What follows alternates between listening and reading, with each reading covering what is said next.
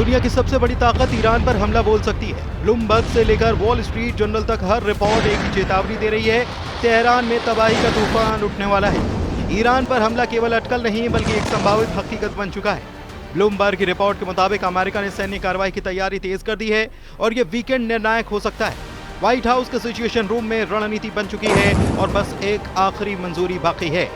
Donald Trump ने बुधवार को दो टूक कहा कि मैं हमला कर भी सकता हूं, नहीं भी, लेकिन अगला हफ्ता बहुत बड़ा होने वाला है, शायद हफ्ते से भी पहले।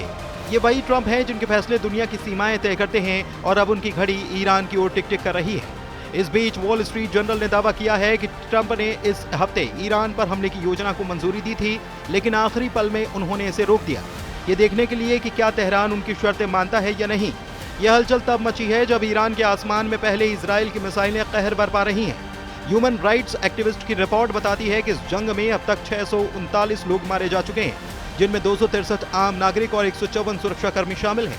इस खून खराबे के बीच बेंयामिन नेतन्याहू का बयान और भी खौफनाक है। इजराइल के पीएम बेंयामिन नेतन्याहू का कहना है कि हम तेहरान के आसमान पर नियंत्रण बनाए हुए हैं, परमाणु हथियारों और मिसाइलों से हमला कर रहे हैं, लेकिन जनता की भावना अब भी मजबूत है।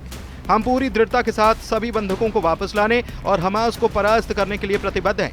हम एक साथ लड़ेंगे और ईश्वर की मदद से हम एक साथ जीतेंगे। यही नहीं, इस दौरान बेंयामिन नेतन्याहू ने एक बार फिर से जंग के हर मोर्चे पर इजराइल का साथ देने के लिए अमेरिका के राष्ट्रपति डोनाल्ड ट्रंप का शुक्रिया अदा किया है। ईरान और इजराइल के बीच छिड़ी इस भयानक जंग के बीच पेंटागन के पूर्व अधिकारी माइकल रूबिन ने राष्ट्रपति डोनाल्ड ट्रंप की मंशाओं पर सवाल उठा दिए हैं। उन्होंने कहा कि ट्रंप नोबेल शांति पुरस्कार की भूख में अमेरिका की सुरक्षा तक को दांव पर लगा सकते हैं। उन्होंने ये भी कहा कि ट्रंप को इतिहास की समझ नहीं है और वो ईरान इजराइल जैसे संवेदनशील मसलों में सही गलत का फर्क नहीं समझते हैं। फिलहाल गेंद ट्रंप के पाले में है, यानी कि फैसला अब कागजों में नहीं बल्कि जमीनी हमले की दहलीज पर खड़ा है। ट्रंप ने कहा कि ईरान को बिना शर्त झुकना होगा, वरना व्हाइट हाउस की दीवारों के भीतर साजिश और सर्जिकल स्ट्राइक की पटकथा साथ साथ लिखी जा रही है।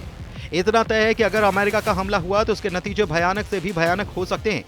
व्हाइट हाउस से निकले बयानों की क्रोनोलॉजी समझने से पहले इन तस्वीरों को देखना जरूरी है। रात के अंधेरे में इजराइल का आसमान ईरान की मिसाइलों से धधक रहा है।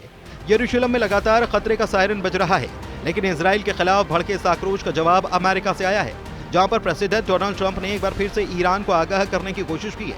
ट्रंप ने साफ कहा है कि अगर ईरान समय रहते समझौते पर राजी हो गया तो आज हालात कुछ और होते, लेकिन अब जब बम बरस रहे हैं, मौतें हो रही हैं और जमीन जल रही है तो ईरान व्हाइट हाउस आना चाहता है, लेकिन शायद अब बहुत देर हो चुकी है। ट्रंप ने दावा किया कि ईरान कुछ ही हफ्तों में न्यूक्लियर बम बना सकता था और यही कारण है कि अमेरिका की भूमिका अब निर्णायक मोड़ पर है। अमेरिकी राष्ट्रपति ने आगे कहा कि हमारे पास हर हालात के लिए योजना है, लेकिन देखना होगा कि आगे क्या होता है। अभी रास्ता लंबा है, उन्हें समझौता कर लेना चाहिए था।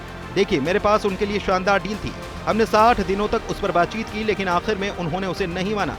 अब उन्हें अफसोस हो रहा है और अब वे मिलना चाहते हैं, लेकिन अब बहुत देर हो चुकी है। फिर भी वे मिलना चाहते हैं और व्हाइट हाउस तक आना चाहते हैं। हाँ, वे व्हाइट हाउस तक आना चाहते हैं, तो देखते हैं, शायद मैं उन्हें बुला लूं। ट्रंप की बातें साफ कर रही हैं कि उनका झुकाव इजराइल की तरफ बढ़ता जा रहा है, लेकिन उनका ये भी कहना है कि ईरान को लेकर जो भी फैसला अमेरिका लेने जा रहा है, इसका पता किसी को नहीं है सिवाय उनके, और जो भी फैसला लिया जाएगा वो सेकंड भर के पहले लिया जाएगा। मेरे मन में कुछ विकल्प हैं कि क्या करना है, लेकिन अभी तक कोई अंतिम फैसला नहीं लिया गया।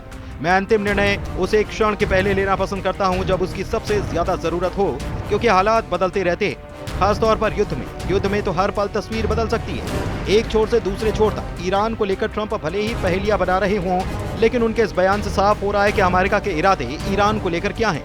एक तरफ अमेरिका इजराइल के समर्थन में ईरान के खिलाफ खड़ा है, तो दूसरी तरफ व्हाइट हाउस के बाहर विद्रोह की नई लहर उठ खड़ी हुई है। लोगों की भीड़ जमा होकर इजराइल और ट्रंप सरकार के खिलाफ नारेबाजी कर रही है। सूत्रों के मुताबिक व्हाइट हाउस की दीवारों के भीतर ईरान के खिलाफ डील या डैमेज की रणनीति बन रही है, तो बाहर लोकतंत्र की आवाज सवाल कर रही है कि क्या ये न्याय है या सत्ता का अहंकार। ट्रंप ने भले ही अंतिम फैसला अभी नहीं लिया हो, लेकिन उनके शब्दों से झलकता है कि युद्ध का रास्ता अभी खुला है और शायद तैयार भी। अब सवाल ये नहीं कि फैसला क्या होगा, बल्कि ये है कि उस फैसले की कीमत कौन चुकाएगा, ईरान या फिर इजराइल, या फिर एक बार फिर से पूरी दुनिया। इधर ईरान के अरक में मौजूद न्यूक्लियर ठिकाने पर इजराइल ने बड़ा हमला किया है। हमले से पहले की ये फाइल तस्वीरें हैं। दो वीडियो में पहला वीडियो न्यूक्लियर फैसिलिटी का है और दूसरा वीडियो सैटेलाइट से ली गई तस्वीरें हैं। अरक में न्यूक्लियर फैसिलिटी पर हमले से पहले इजराइल ने अरक के लोगों से इलाका खाली करने के लिए कहा था और इस अपील के कुछ ही घंटे के बाद इजराइल ने यहाँ पर हमला कर दिया। कहा जा रहा है कि ईरान का ये न्यूक्लियर ठिकाना अभी पूरी तरह से एक्टिव नहीं हुआ था, लेकिन इजराइल ने इसे पूरा होने से पहले ही अपने हमले के जरिए तबाह कर डाला।